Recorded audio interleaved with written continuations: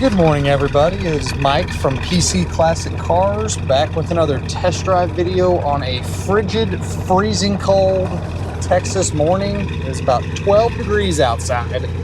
So we'll get through this test drive video in a convertible because I know y'all love these test drive videos, so we're going to knock them out for you.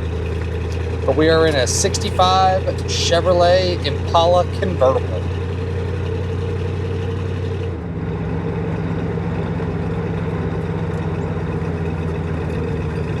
Alright, so again we have a 65 Chevrolet Impala Convertible. This car has a suffix code correct 327 in it. The VIN unfortunately is not stamped on the front of the block. This one just has a suffix code. It comes back as a correct motor for the car, so it very well could be the original motor, but I can't 100% verify. Originally this car would have had a 2-speed Powerglide automatic. Now it has a 3-speed turbo 350, so you have that extra gear, and it drives like a stock style car. You do have power steering, and I believe if you watched my virtual description, I made a mistake in that video where I said this has manual front discs. It has manual drums, so it is drum brakes all the way around.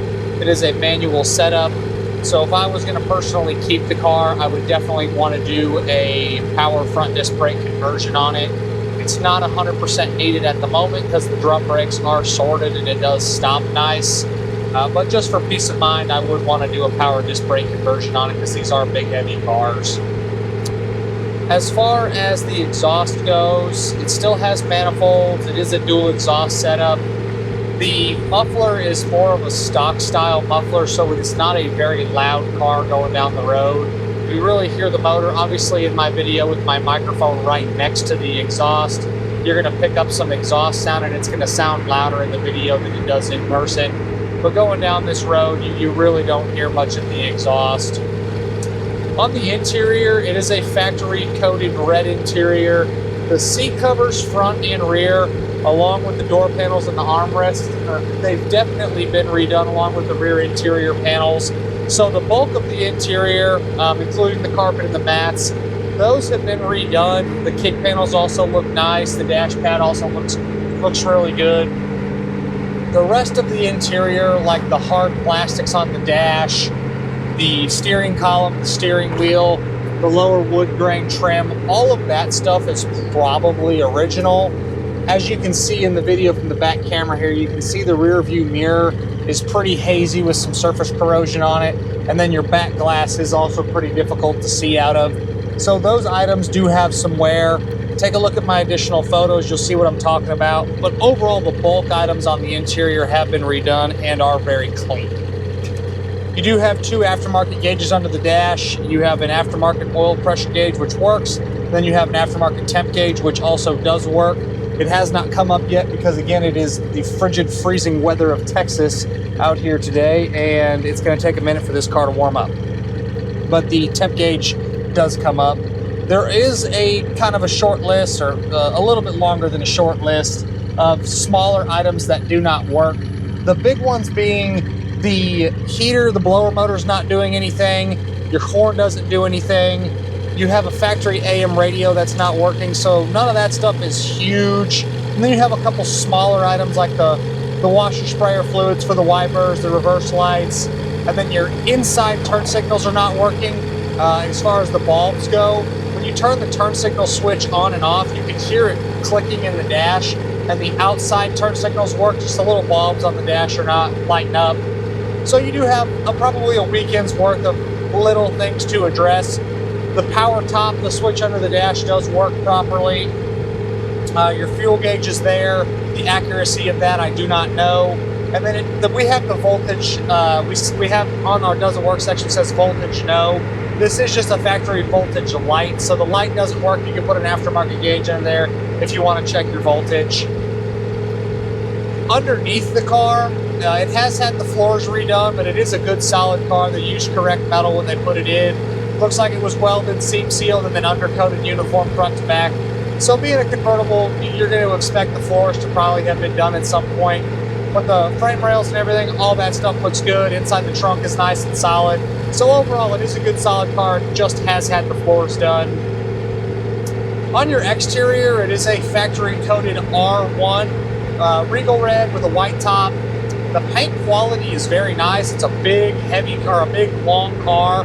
The flat surfaces are very straight. It looks good down the sides. If I'm going to nitpick anything, there's a little bit of a run on the very flat portion of the front of the hood underneath. Could be color sanded out. Some smaller little touch-ups, but just minor. You do have a staggered set of 17 and 18-inch polished torque thrust. They look nice, good tires as well. Take a look at my additional infos tab. You'll see the imperfections that I'm talking about on the car on the inside as well as the outside. But nothing that's egregious. Cosmetically, the car does look good. I did forget to mention on the inside is the top portion of the buckle right there is missing the top piece of the actual buckle. You probably just want to buy a new seat belt to fix that. All right, so going down our bumpy road here, all the suspension is stock style equipment. Nothing looks like it's needing to be replaced. It all performs well. This car goes down this road really nice. Suspension feels good. Steering is nice and tight. Just a good road feel to it. Your glass is all in good shape. No major issues with the windshield. The side windows roll up and down like they should. The quarter windows also work well. Like we touched on before, the rear view mirror and the back glass, I would probably replace both of those. But the top itself is in good shape. Driving position is very comfortable. Plenty of room between the steering wheel. The seat can go back a little bit further, but I'm 6 foot tall and I fit in here very, very comfortably.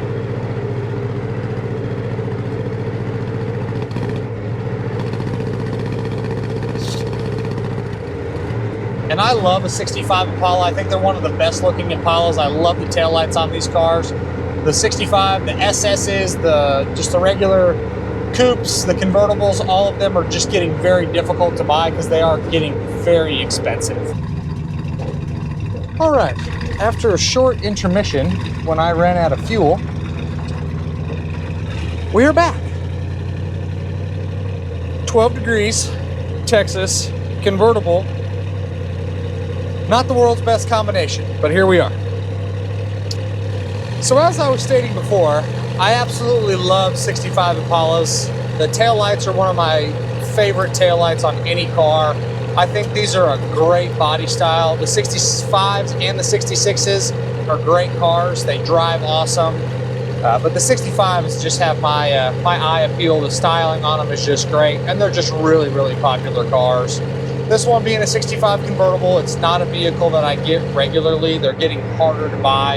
And this is a good car. Obviously, it's got some little things to fix. The things that I would do to this car if I was going to keep it is I would do an aftermarket digital dash. I would do the vintage heat and AC setup. And then I would do a power front disc brake conversion. So some things to do if you want to take the car to the next level. That would be my suggestion, or you can leave it just like it sits and just drive it and enjoy it. Definitely a cool car. Not something that I normally get, but again, cool Impala, drives really nice, just a good looking car.